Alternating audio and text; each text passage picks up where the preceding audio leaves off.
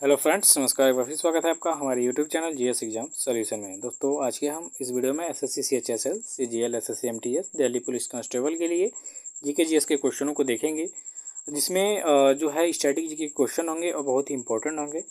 तो यह जो जीके जीएस की टेस्ट सीरीज है 11 नंबर की है और सभी क्वेश्चन जो हैं क्विज टाइप के होंगे, यानी बहुविकल्पी टाइप के, जो आपके एग्जाम में जैसे पूछे जाते हैं। ठीक है, तो टेस्ट सीरीज को ज्वाइन करने के लिए आप हमारे यूट्यूब चैनल पर जाकर जीएस एग्जाम सॉल्यूशन सर्च करके ज्वाइन कर सकते हैं और यह फ्री में रहेगा। ठीक है, तो चलिए आज के क्वेश्चनों को देखेंगे दोस्तों, सॉल्व करेंगे। देखिए, आपके सामने पहला क्वेश्चन आ चुका है कि विश्व पर्यावरण जो दिवस है कब मनाया जाता है। तो मित्रों, विश्व पर्यावरण दिवस जो है प्रत्येक वर्ष 5 जून को मनाया जाता है। ठीक है, तो इसका राइट आंसर हो जाएगा विकल्प ए कि विश्व पर्यावरण जो दिवस है वो प्रत्येक वर्ष के 5 जून को मनाया जाता है।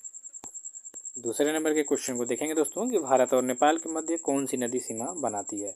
ये बहुत ही इंपॉर्टेंट क्वेश्चन है, तो इसको इम्पोर्टेंट कर लीजिए कि भारत और नेपाल के बीच में कौन सी नदी जो है वो सीमा बनाती है। तो इसका नाम है काली नदी।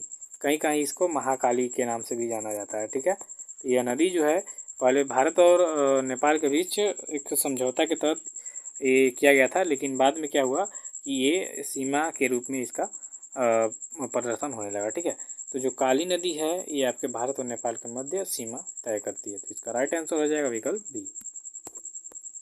तीसरे नंबर के क्वेश्चन में कि सतलज नदी जो है किस दर्रे से होकर भारत में प्रवेश करती है। तो दोस्तों, जो सतलज नदी है ये आपके सिपकिला दर्रे से होकर भारत में प्रवेश करती है। ठीक है, तो इसका राइट आंसर हो जाएगा विकल्प सी कि जो सतलज नदी है आपका वो सिपकिला दर्रे से होकर भारत में प्रवेश करती है। ठीक है दोस्तों, देखिए इंपॉर्टेंट क्वेश्चन है और सभी जो क्वेश्चन होंगे इसमें सभी इसी टाइप के क्वेश्चन होंगे और जितनी भी टेस्ट सीरीज दी जाएगी वो सभी इसी टाइप के होंगे। ठीक है दोस्तों, तो चैनल को सब्सक्राइब कर लीजिएगा और प्लेलिस्ट जाके बना हुआ है उसको आप जाके देखेंगे तो उसमें सारी वीडियो लगी हुई हैं। ठीक है, तो फ्री में आपको मिल जाएगी, कोई दिक्कत नहीं है। चौथे नंबर के प्रश्न पे चर्चा करेंगे कि गंगा नदी के किनारे स्थित सबसे बड़ा शहर कौन है। देखिए, अब जाके गूगल पे सर्च करेंगे तो कहीं कहीं प्रयागराज देगा, कहीं कहीं आपका देगा वाराणसी, लेकिन गंगा नदी के किनारे स्थित सबसे बड़ा शहर जो है ये आपका कानपुर है। ठीक है, तो इसका सही उत्तर होगा विकल्प डी, कानपुर। कि गंगा नदी के किनारे स्थित जो सबसे बड़ा शहर है वो आपका है कानपुर। ठीक है दोस्तों, तो इसका विकल्प जो डी होगा इसका सही उत्तर हो जाएगा। 5 नंबर के क्वेश्चन में है कि लोकटक जो झील है वो किस राज्य में स्थित है। देखिए, बहुत ही फेमस क्वेश्चन है और इम्पोर्टेंट क्वेश्चन है, एसएससी में कई बार आ चुका है क्वेश्चन, तो इसको थोड़ा सा ध्यान देंगे। तो लोकटक जो झील है इसकी बात करेंगे कि किस राज्य में स्थित है, तो ये आपके मणिपुर में स्थित है। ठीक है, मणिपुर राज्य की राजधानी है आपकी इम्फाल और ये जो लोकटक झील है ये आपके मणिपुर में स्थित है। मणिपुर से संबंध रखने वाली जो खिलाड़ी हैं मीराबाई चानू हैं। ठीक है, तो याद रखिएगा लोकटक झील जो है मणिपुर में स्थित है। छठे नंबर क्वेश्चन में है कि दमयंती जो जोशी हैं किस शास्त्रीय नृत्य से संबंधित हैं दोस्तों। तो दमयंती जोशी का जो शास्त्रीय नृत्य संबंध है वो आपका कथक है। ठीक है, तो इसका जो सही उत्तर होगा विकल्प भी हो जाएगा कि दमयंती जोशी जो है कथक वाले जो शास्त्रीय नृत्य हैं इससे संबंधित रखती हैं। ठीक है, संबंध रखती हैं।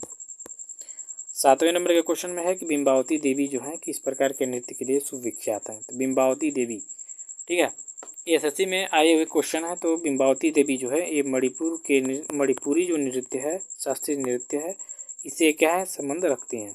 तो विकल्प जो सी होगा इसका राइट आंसर हो जाएगा कि बिंबावती देवी जो है वो मणिपुरी नृत्य से संबंध रखती हैं और इसी के लिए सुविख्यात है।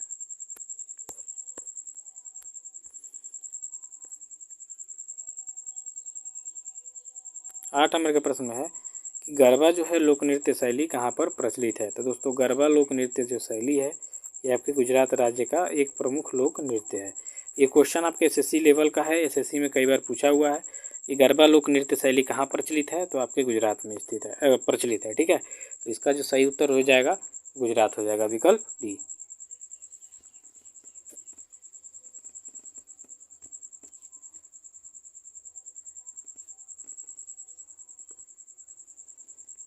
चलिए, नेक्स्ट क्वेश्चन है आपके 9वें नंबर का कि राउफ या रऊफ जो है किस राज्य की प्रमुख लोक नृत्य शैली है। तो रऊफ की यहाँ पे अगर जो बात करेंगे तो आपके जम्मू कश्मीर का एक लोक नृत्य है। ठीक है, तो जम्मू कश्मीर इसका क्या हो जाएगा, राइट आंसर हो जाएगा कि रऊफ जो है जम्मू कश्मीर का एक प्रमुख लोक नृत्य है। ऐसे ही अगले क्वेश्चन में देखेंगे दोस्तों निम्नलिखित में से युद्ध संबंधी जो नृत्य है कौन सा है। तो युद्ध संबंधी नृत्य की यहाँ पे अगर जो बात करेंगे तो है आपका मेघालय का जो बम्बू नृत्य है, ये युद्ध संबंधी जो नृत्य है इसको कहा जाता है। ठीक है, तो मेघालय का बम्बू नृत्य, इसका जो विकल्प बी होगा राइट आंसर हो जाएगा कि इनमें से जो युद्ध संबंधी नृत्य है दोस्तों वह आपका है मेघालय का बम्बू नृत्य। ठीक है, याद रखिएगा जो क्वेश्चन में आपका आता है कि बम्बू नृत्य किस राज्य का प्रसिद्ध नृत्य है, तो मेघालय का है और युद्ध से संबंधित है। ठीक है, तो विकल्प इसका बी राइट आंसर हो जाएगा।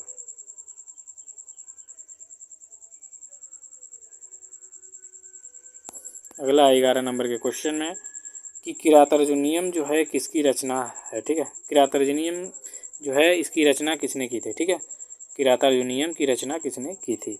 तो दोस्तों इसको रचने वाले जो व्यक्ति थे वो आपके महाकवि भारवी जी थे। तो इसका राइट आंसर हो जाएगा विकल्प सी कि किरातार्जुनीयम जो है यह रचना महाकवि भारवी द्वारा की गई थी। अगले क्वेश्चन में देखेंगे 12 नंबर में कि भूदान आंदोलन जो है किसने प्रारंभ किया था। तो दोस्तों भूदान आंदोलन की बात करेंगे तो इसको प्रारंभ किया था आपके विनोबा भावे ने। ठीक है, किसने स्टार्ट किया था, विनोबा भावे। तो इसका राइट आंसर हो जाएगा विकल्प डी कि भूदान आंदोलन जो है विनोबा भावे ने स्टार्ट किया था।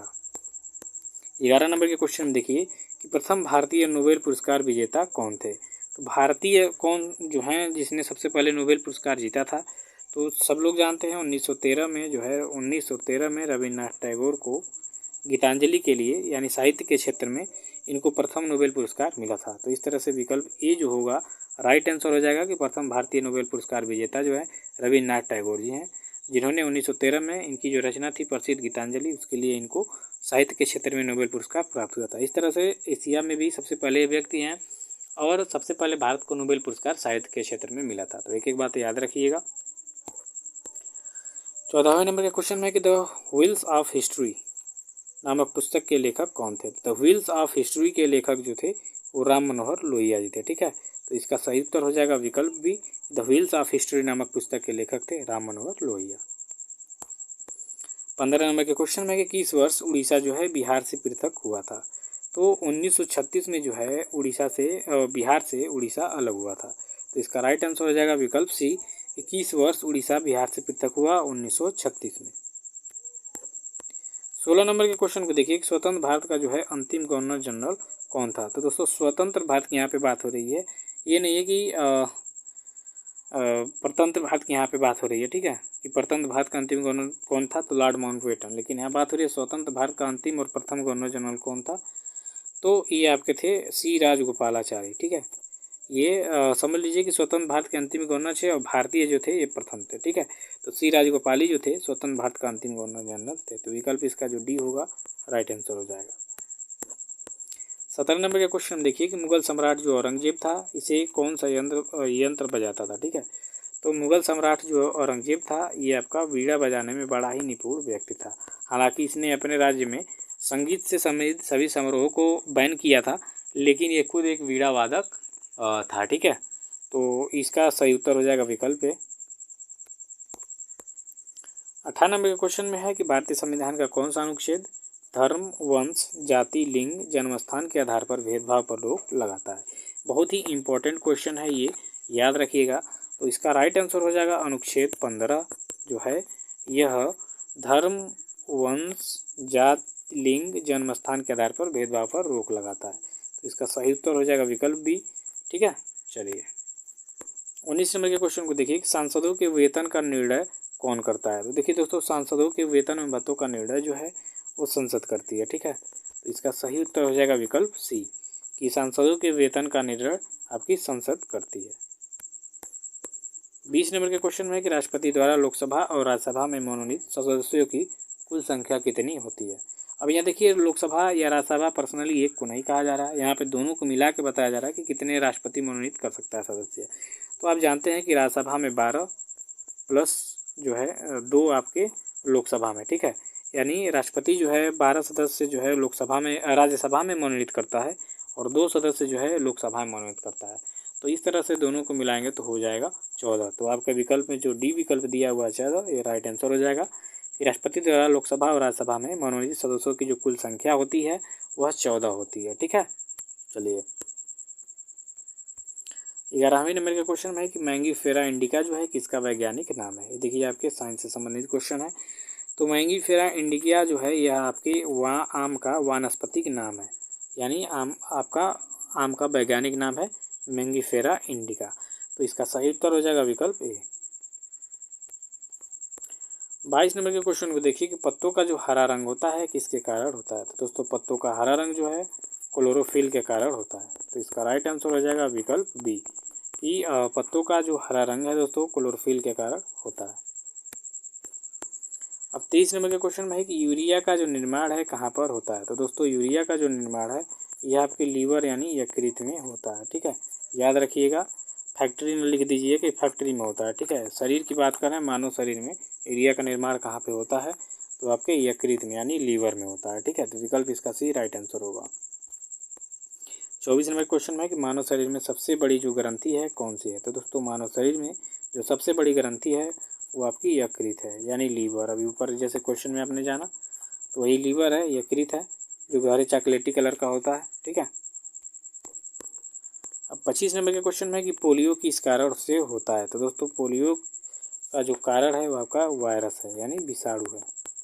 तो इसका सही उत्तर हो जाएगा विकल्प ए कि पोलियो जो है विषाणु के कारण होता है। तो इसका विकल्प ए सही उत्तर हो जाएगा। तो आज के वीडियो में बस इतना ही, मिलते हैं नेक्स्ट वीडियो में। ऐसे ही प्यार और दुलार बनाए रखें। धन्यवाद।